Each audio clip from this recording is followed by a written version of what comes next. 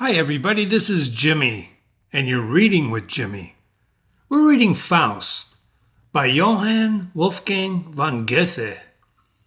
It's translated by Bayard Taylor, the best translator that Jimmy found and is recommending to you. So we've been through the prologue, we've been through Act 1, and now we're on Acts 2 and 3. And you know the plot, right?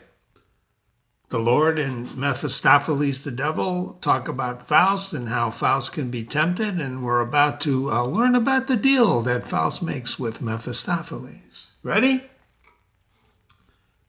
Act 2.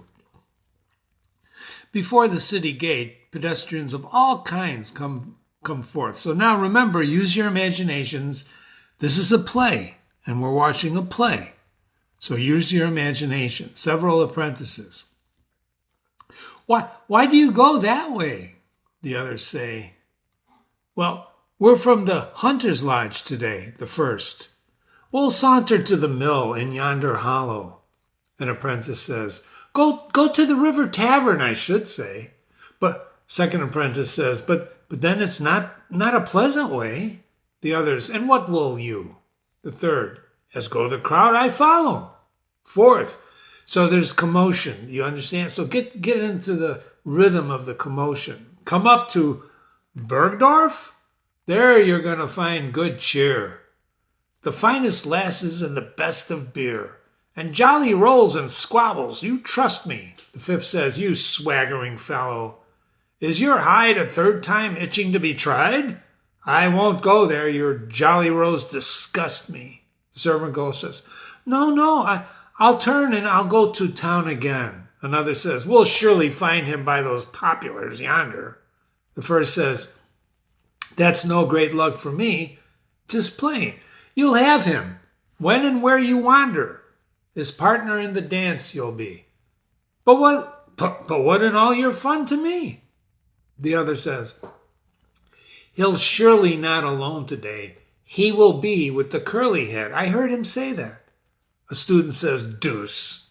How they step, the buxom wenches. Come, brother, we must see them in the benches. A strong old beer, a pipe that stings and bites, and a girl in Sunday clothes. These three are all my delights. Pretty body, huh? Citizen's daughter. Just see those handsome fellows there? It's really shameful, I declare, to follow servant girls when they might have the most genteel society today. Second student to the first, not quite so fast. Two others come behind, those dressed so prettily and neatly. My neighbor's one of them, I find, a girl that takes my heart completely. They go their way and they look demure, but they'll accept us after all, I'm sure. The first says, no, brother, not for me, their formal ways. Quick! Lest our game escape us in the press, the hand that wields the broom on Saturdays will best on Sundays fondle and caress. Pretty body, huh? Citizen says.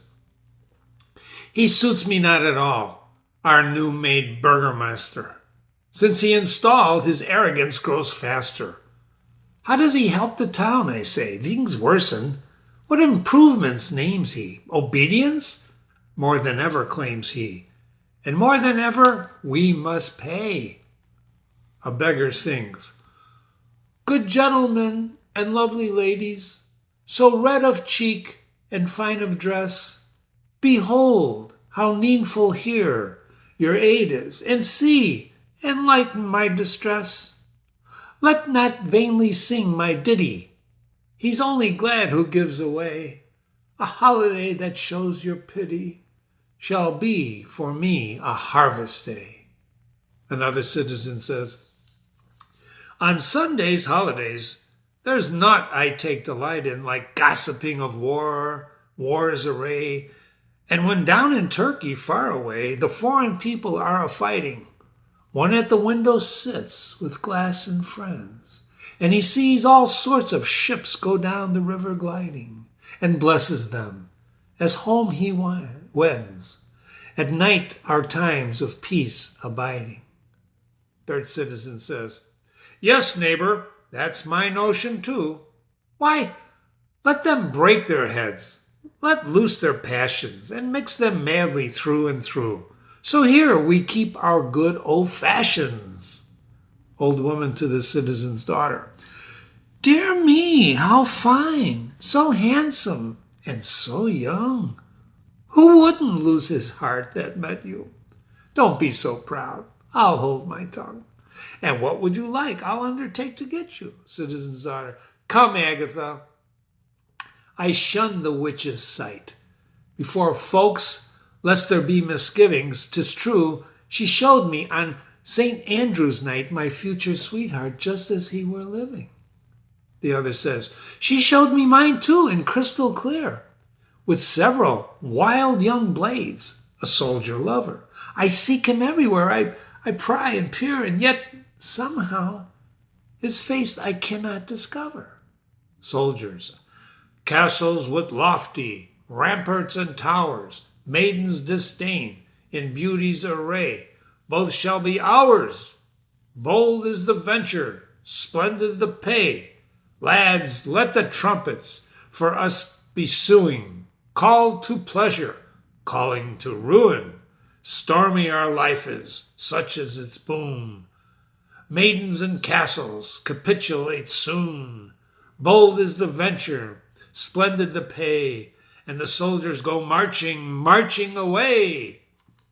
Remember I told you when we started Baylor Taylor's version of Faust that this is poetry. Poetry, and it's beautiful language. It's also a play, so just get into it, would you, ladies and gentlemen? Get into it. Faust and Wagner show up, finally. That was a big introduction, wasn't it? Faust says, released from the ice are brook and river by the quickening glance of the gracious spring. The colors of hope to the valley cling, and weak old winter himself must shiver, withdrawn to the mountains, a crownless king. Jimmy wrote a note here about the imagery. I want you to really, really, really appreciate this language, ladies and gentlemen. That's the reason I chose this translation. When we do the interpretation and the analysis, I'm going to bring in Christopher Marlowe's a couple of examples of what he wrote when he wrote Faust. He was a great English playwright. But in the meantime, enjoy this language. I'm going to repeat that because this is an image of spring coming, right? And weak old winter himself must shiver, withdrawn to the mountains, a crownless king.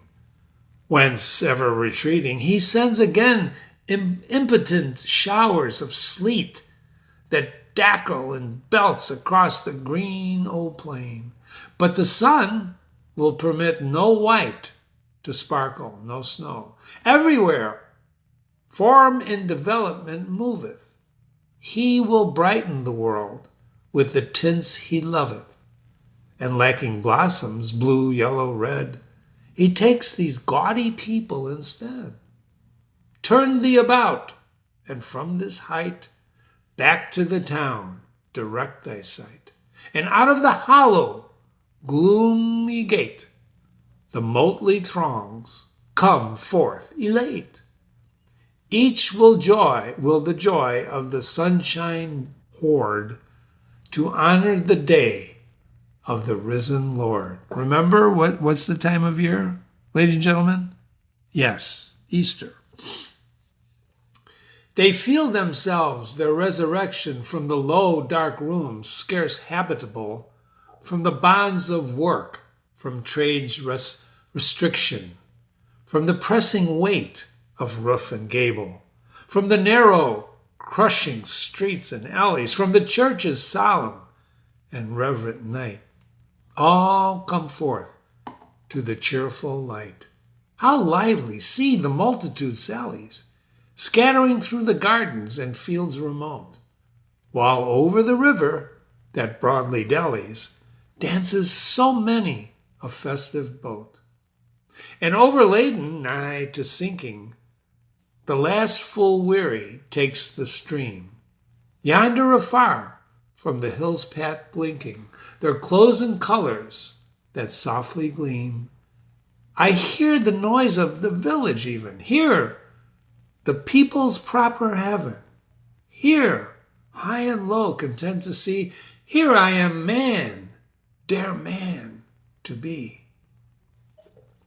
Wagner says, to stroll with you, Sir Doctor, flatters, to honor, it's honor, profit unto me, but I alone would shun these shallow matters, since all that's coarse provokes my enmity.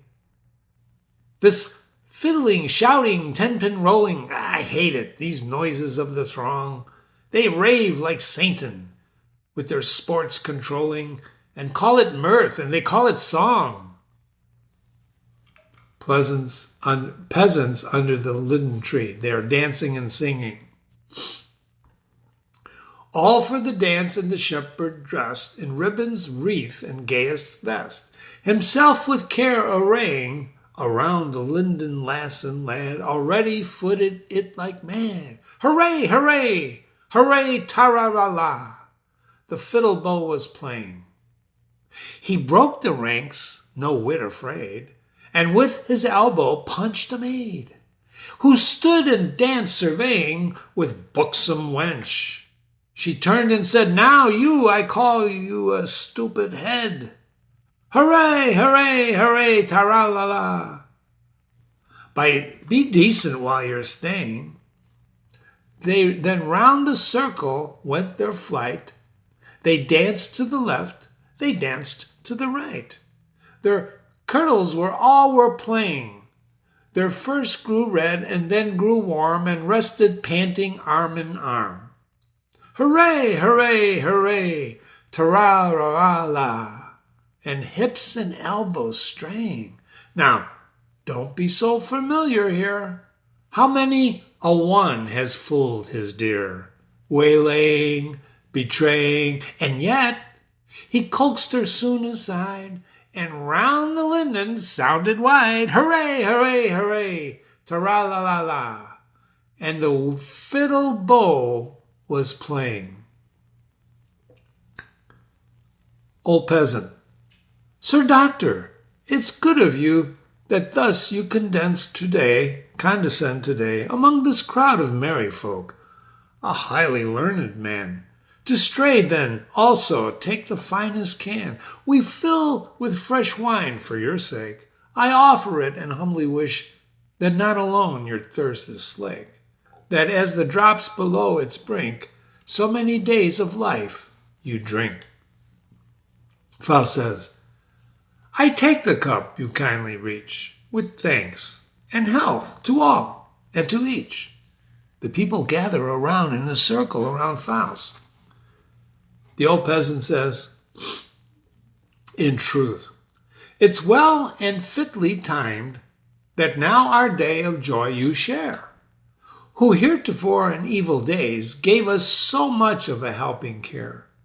Still, many a man stands living here that was saved by your father's skillful hand, that snatched him from the fever's rage and stayed the plague in all the land. And then also you, though but a youth, went into every house of pain. Many the corpses carried forth, but you, in health, came out again. So Faust's father was helping people while the plague was ravaging, and so did Faust. No test or trial you evaded, a helping God the helper aided. Health to the man, says everybody, so skilled and tried, that for all our help he long may abide. Faust. To him above, bow down, my friends, who teaches help and succor ends. He goes on with Wagner. Wagner says, with what a feeling, thou great man, must thou receive the people's honest veneration. How lucky he, whose gifts his station with such advantages endow. Thou art shown to all the younger generation, and each one asks and presses near to gaze. The fiddle stops, the dance delays. Thou goest, they stand in rows to see, and all of the caps are lifted high. A little more, and they would bend the knee, as if the holy host came. Faust says, a few more steps ascend, as far as yonder stone. Here, from our wandering, we will rest contented. Here, lost in thought, I've lingered off alone. When foolish fasts and prayers my life tormented. Here, rich in hope and firm in faith, with tears wrung my hands and sighs, I've striven the end of that far-spreading death, entreating from the Lord of heaven. Now, like contempt the crowd's applauses seem, couldst thou but read within mine inmost spirit, how little now I deem that sire or son such praises merit. He's wondering why you're giving him credit for the plague when, he made, in his mind, made little impact. My father's was a somber, brooding brain, which through the holy spheres of nature groped and wandered and honestly in his own fashion pondered, with labor whimsical and pain, and who in his dusky workshop bending, with proved adepts in company, made from his recipes unending, opposing substances agree. He was a chemist, right? There was a lion red, a wooer daring, within the lily's tepid bath espoused, and both, tormented then by flame unsparing, by turns in either bridal chamber housed, if then appeared with colors splendid. The young queen in her crystal shell, this was the medicine. The patient's woes soon ended, and none demanded, well, who got well? Thus we, our hellish blouses compounding, this is a small wooden mass of substance, especially chewed food at the moment of swallowing, boleuses, compounding, among these valleys, vales, and hills surrounding, worse than the pestilence, have passed thousands, were done to death from poison of my giving. And yet I must hear by all the living the shameless murderers praised at last. In other words, he delivered poison to the people that were affected with plague. Wagner. Why therefore, Faust, yield to such depression? A good man does his honest share in exercising with the strictest care the art bequeathed to his possession. Dost thou thy father honor as a youth? Then may his teaching cheerfully impel thee. Dost thou as a man increase the stores of truth? Then may thy own son afterwards excel thee. Faust, oh, happy he who still renews the hope from error's deeps to rise forever. That which one does not know, one needs to use. And when what one knows, one uses never. Think about that line. That which one does not know, one needs to use. And what one does know, one uses never. Talk about hopelessness. But let us not by such despondence sow the fortune of this hour embitter. Mark how beneath the evening sunlight glow, the green embosomed houses glitter, the glow retreats, done is the day of toil. If yonder hates new fields of life exploring, no wing can lift me from the soil. Upon its track to follow, soaring.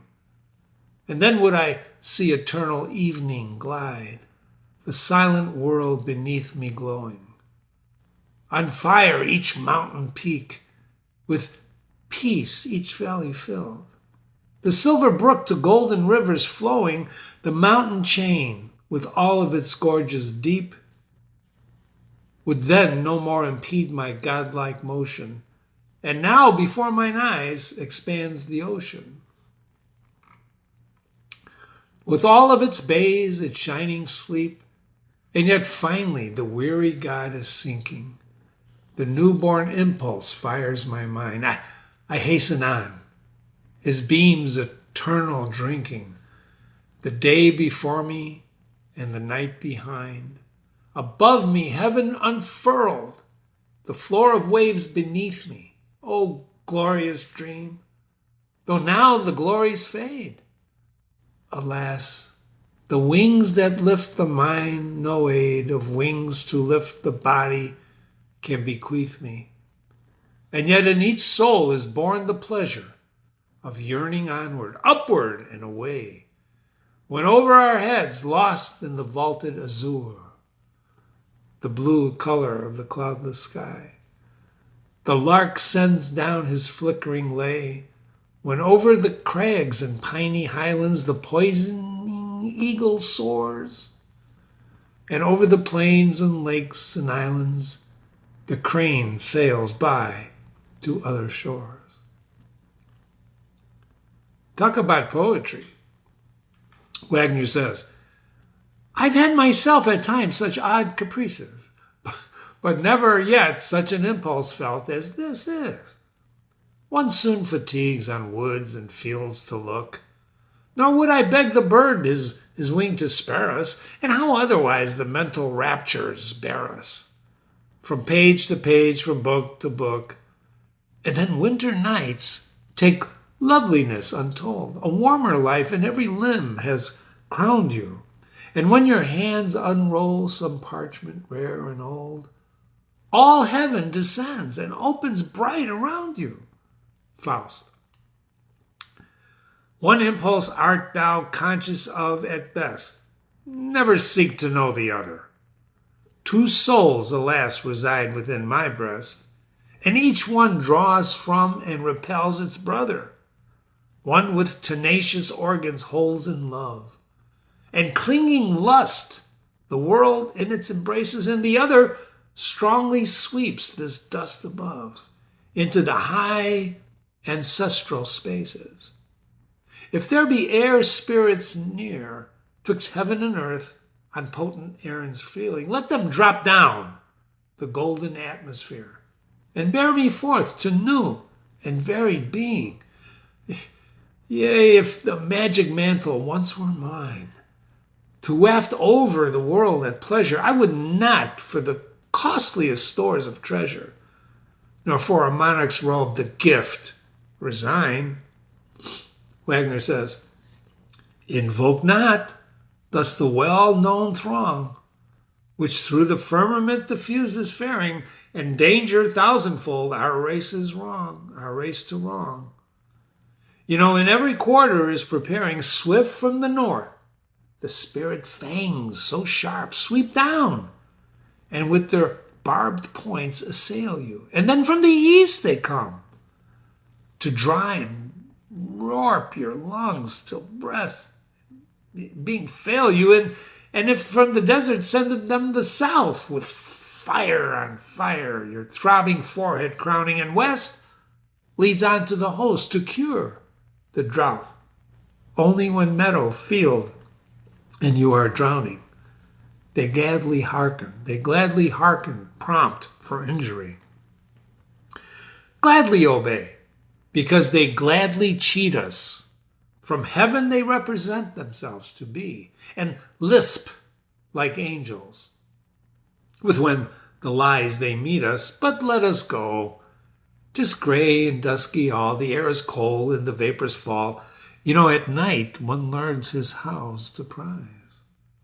Why stand you thus with such astonished eyes? What in the twilight can your mind so trouble? Faust says, you see that black dog coursing over there through the corn and stubble? Wagner, long since you deemed him not important in the least. Faust says, inspect him closer. For what do you take that beast, thou the beast? Wagner, well, it's a poodle who has lost his master, and he scents around and track to find. Faust says, you see the spiral circles narrowing faster, which he approaching round us seems to wind? He's got a streaming streaming a trail of fire, if I see rightly. Follow his path of mystery. Wagner says, "Nah, that could be your eyes deceive you slightly. Not, but the plain black poodle. It's a plain black poodle, do I see?" Faust says, "It seems to me that with enchanted cunning he snares our feet. Some future chain to bind." Wagner, "I see him timidly in doubt around us running. He's running, but since his master's stead, he found two strangers doth he find." Faust, "But the circle narrows, he's near." Wagner says, "A dog thou seest, it's not a phantom. Behold him stop, and then upon his belly he's crawling. His tail's wagging. These canine habits, they're all of them." Faust, "Come, follow us. Come here, at least." Wagner, "'Tis the absurdest, drollest beast. Stand still and you'll see him wait. Address him and he gambols straight. If something is lost, he'll quickly bring it. Your cane, if you stream, you'll fling it." "No doubt you're right," he says to Wagner, "and no trace of mind I own is in the beast. I see but drill alone." The Wagner says, "The dog, when he's well educated, is by the wisest tolerated. And yes, he deceives your favor thoroughly. The clever scholar of the students he." They passed into the city gate. That was Act 2. Wow, I wonder what that poodle is. Act 3, the study, Faust. Entering with the poodle. Aha! The poodle. "Behind me, field and meadow sleeping, I leave in deep prophetic night, within whose dread and holy keeping the better soul awakes to light. The wild desires no longer win us. The deeds of passion cease to chain. The love of man revives within us, and the love of God revives again." "Be still, thou poodle. Make not such a racket and riot. Why at the threshold wilt suffering be? Behold, behind the stove, repose thee in quiet. My softest cushion I give thee. As thou up yonder running and leaping amused us has on the mountain's crest, so now I take thee into my keeping, a welcome, but a silent guest. When within our narrow chamber the lamp with friendly luster glows, flames in the breast each faded ember, and in the heart itself that knows. And then hope again lends sweet assistance, and reason then resumes her speech. One yearns the rivers of existence, the very founts of life, to reach." Isn't that beautiful? Hope lends sweet assistance, and then reason resumes her speech. One yearns the river of existence, the very founts of life to reach. Snarl not, poodle! To the sound that rises the sacred tones of my soul embrace, this bestial noise is just out of place. We are used to see that man despises what he never comprehends, and the good and the beautiful vilipends, worthless as little value, finding them so hard to measure, will the dog, like man, snarl his displeasure? So the poodle's growling, right? I feel, though with thereto be stronger, contentment flows from my breast no longer. Why must the stream so soon run dry and fail us, and burning thirst again assail us? And therein I've borne so much probation, and yet this want may be supplied us. We call the supernatural to guide us. We pine and thirst for revelation, which nowhere worthier is more nobly sent than here in this New Testament. I feel compelled its meaning to determine with honest purpose, once and for all, the hallowed origin, to change my beloved German. He opens up a volume and commences. 'Tis written, in the beginning was the Word. Well, here I'm balked. Who now can help afford? The Word? It's impossible so high to rate it. And otherwise must I translate it. If by the Spirit I am truly taught, then thus, in the beginning was the thought. The first line, let me weigh completely, lest my impatient pen proceed too fleetly. Is it the thought which works, creates indeed? In the beginning was the power, I read. And yet as I write, a warning is suggested that I sense may not have fairly tested. The Spirit aids me, and now I see the light. In the beginning was the act, I write.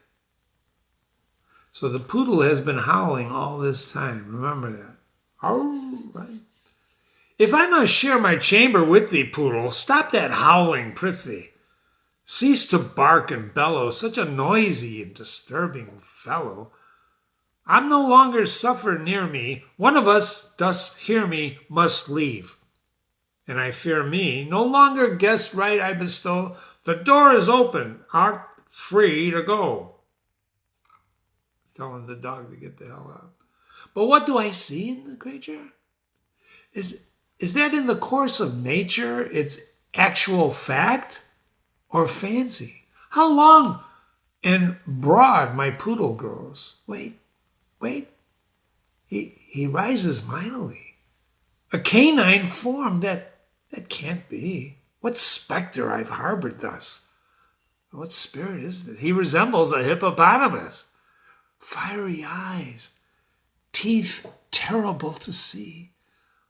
Oh, now I'm sure of thee. For all of thy hellish brood, the key of Solomon is good. The key of Solomon is considered one of the most significant textbooks of magic in the Western occult tradition. There are spirits now in the corridor. Someone within is caught. Stay without, follow him not. Like the fox in a snare, quakes the old hell lynx there. Take heed, look about, back and forth hover, under and over, and he'll work himself out.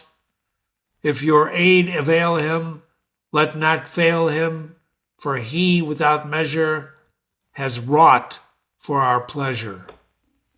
Something has been created, wrought, or brought into existence for the purposes of enjoyment. Faust says, first to encounter the beast, the words of the four be addressed. Salamander, shine, glorious, wave, Udine, as bendin, Sylve, be thou hidden, gnome, be laborious. Who knows their sense? These elements, their properties and powers, see not, no mastery inherits over the spirits, vanish in flaming ether, salamander. Flow foamingly together, Udine.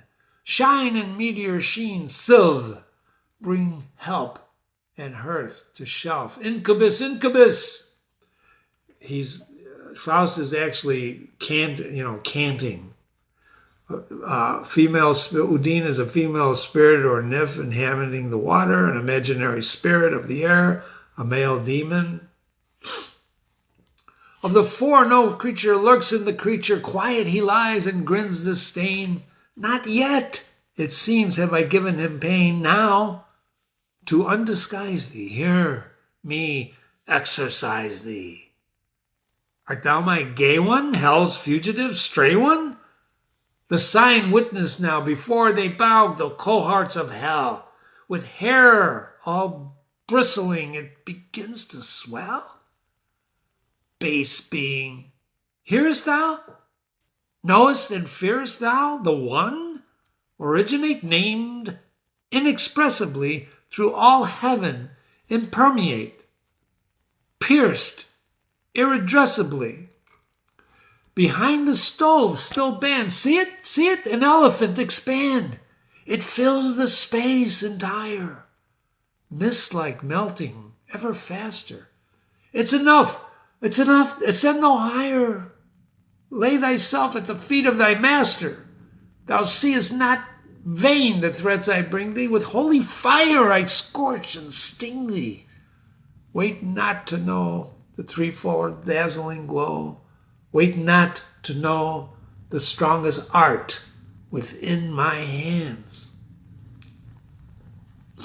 Mephistopheles. While the vapor is dissipating, he steps forth from behind the stove in the costume of a traveling scholar. Aha! So the poodle was Mephistopheles. And now he comes forth as a traveling scholar. Oh, why such a noise? What are my lord's commands? Faust. This was the poodle's real core? A traveling scholar? The causus is diverting? Causus is a Latin term meaning occurrence, event, commonly used in legal and diplomatic contexts to describe a specific event. Causus. Mephistopheles says, the learned gentleman I bow before. You've made me roundly sweat, that's certain. Faust, what is thy name? Mephistopheles, that's a great question, small it seems, for one whose mind the word so much despises. Pardon me. Who, scorning all external gleams, the depths of being only prizes. Faust says, with all you gentlemen, the names attest, whereby the nature usually is expressed. So clearly the latter it implies in names like Beelzebub, Destroyer, Father of Lies. Well, who art thou then? Mephistopheles says, part of that power, not understood, which always will be the bad, and always work the good. Faust, what hidden sense is this enigma lies? Mephistopheles says, I am the spirit thou that denies, and justly so. For all things from the void called forth deserve to be destroyed. It were better then were not created. Thus all of you as sin have rated. Destruction ought with evil blent, that is my proper element. Faust says, thou namest thyself apart, and yet you're showing me complete to me. Mephistopheles says, the modest truth I speak to thee. If man, that microcosmic fool, can see himself so whole, so frequently, part of the part I am, once all in primal night, part of the darkness which brought forth the light, the haughty light, which now disputes the space, and claims of Mother Night her ancient place. And yet the struggle fails, since light, however it weaves, still fettered until bodies cleaves. It flows from bodies beautifully, but bodies in its course impeded, and so but little time is needed. I hope ere as the bodies die, it dies. Faust, I see the plan that thou art pursuing. Thou canst not compass general ruin, and hast on smaller scale begun. Mephistopheles answers, and truly it's not much when all is done. That switch to naught is in resistance set. The something of this clumsy world has yet with all that I have undertaken, not been by me disturbed or shaken, from earthquake, tempest, wave, volcano's brand, back into the quiet, settled sea and land. And that damned stuff, the bestial human brood, what use in having that to play with? How many have I made away with? And ever circulates a newer, fresher blood. It makes me furious, such things beholding. From water, earth, and air unfolding, 1,000 germs break forth and grow, in dry and wet and warm and chilly, And had I not the flame reserved, why really, there's nothing special of my own to show. Faust says, so to the actively eternal creative force, in cold disdain you now oppose the first infernal, whose wicked clench is all in vain? Some other labor seek thou rather. Queer son of chaos to begin. Mephistopheles says, well, we'll consider that thou canst gather my views when next I venture in. Might I perhaps depart at present? Faust, why should thou ask? I don't perceive that our acquaintance is so recent for further visits that thou hast leave. The window's here, the door is yonder, chimney, yeah, you behold it.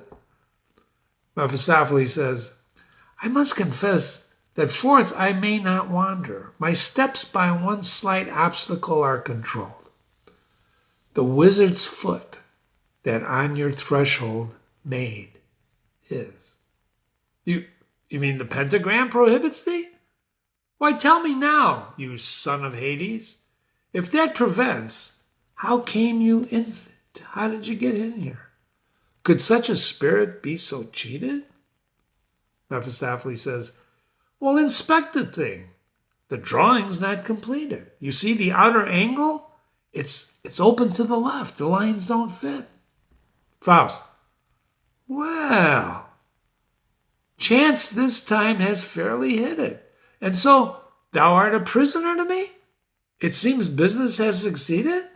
Mephistopheles says, well, the poodle not remarked, and after thee he speeded, but other aspects now obtained, the devil can't get out again. Well, try then. There's the open window pane. Mephistopheles says, for devils and for specters, this is the law. Where they have entered in, there also they withdraw. The first is free to us, but we're governed by the second. Faust, well, in hell itself, then, the laws are reckoned? Well, that's good. That's well. So might a compact be made you with gentlemen and binding, surely? Mephistopheles says, well, all that is promised shall delight thee purely. No skinflick bargain shalt thou see. But this is not of swift conclusion. We'll talk about the matter soon. But now I do entreat this boon, please. Let to me withdraw from my intrusion. Faust says, one more moment before I ask thee to remain. Sounds like Columbo. One more moment. Some pleasant news at least. Tell me. Mephistopheles says, release me now. I soon shall come again. Then thou at will may question and compel me. Faust says, I don't have snares around thee. Thyself has led thyself into the message. Who traps the devil, hold him fast. So not so soon a second time he'll catch a prey so precious. Mephistopheles says, and please thee, also I'm content to say and serve thee in a social station by stipulating that I may, with arts of mine, afford thee recreation. So I'll stay, but I'm going to entertain you. Faust says, thereto I willingly agree. If the diversion pleasant be, Mephistopheles says, my friend, thou wilt win past all pretenses, more in this hour to soothe thy senses, than in the year's monotony, that which the dainty spirits sing thee, the lovely pictures that they shall bring thee, are more than magic's empty show. The scent will be to bliss invited, the palate then with taste delighted, the nerves of touch, ecstatic glow. All unprepared, the charm I spin, we're in here together, so begin. Spirits, vanish ye darking, arches above him, loveliest weather, born of blue ether, break from the sky. Oh, that the darkling clouds had departed. Starlight is sparkling, tranquiller hearted. Suns are on high. Heaven's own children in beauty bewildering, wavering, bending, pass as they hover. Longing unending follows them over. They with their glowing garments outflowing, cover in going landscape and bower, where in seclusion lovers are plighted, lost in illusion, bower on bower, tendrils unblighted, low in the shower, grapes that are clustered, gush into a must, or flow into rivers of foaming and flashing, wine that is dashing, gems as the boundeth down in high places, and spreading surroundeth with crystalline spaces, in happy embraces, blossoming forelands, emerald shorelands, and the winged races drink and fly onward, and fly ever sunward to the enticing islands that flatter, dipping and rising, light on the water. Hark! The inspiring sound of their quivering, since see the entrancing whirl of their dancing, all in the air are freer and fairer. Some of them scaling boldly the highlands, others are sailing, circling the islands, others are flying lyward and hearing, and all of the distant star of existent rapture and love. Mephistopheles says, he sleeps. Enough, ye fays, elves and fays, those were the spirit, right? You airy number have sung him truly into slumber.